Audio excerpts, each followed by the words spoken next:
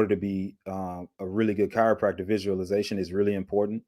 And some people's brains don't work that way.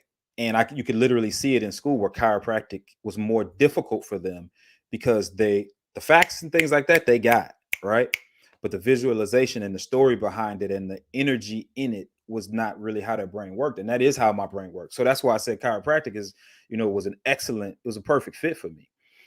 So learning to adjust when we were in chiropractic school, boom, came to me.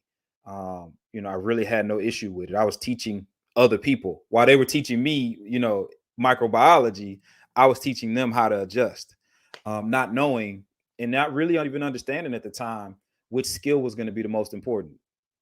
Um, and luckily it turned out that the skill I had was the one that was the most important.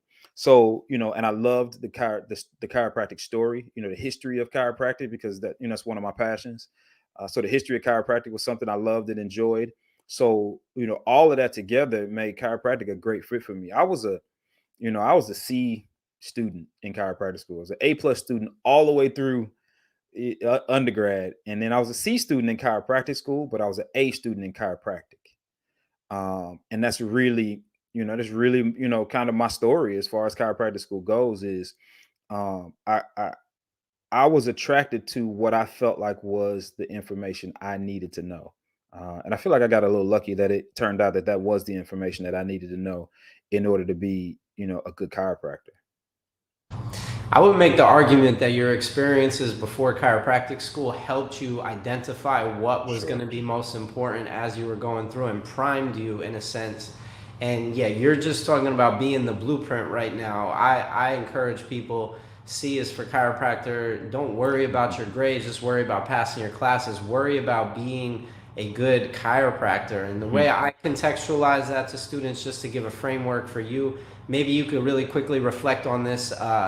Balance within yourself is I broke innate up into your inner state. So your Mhm. inner scientist, your inner thinker, your inner artist, your inner teacher, and your inner entrepreneur.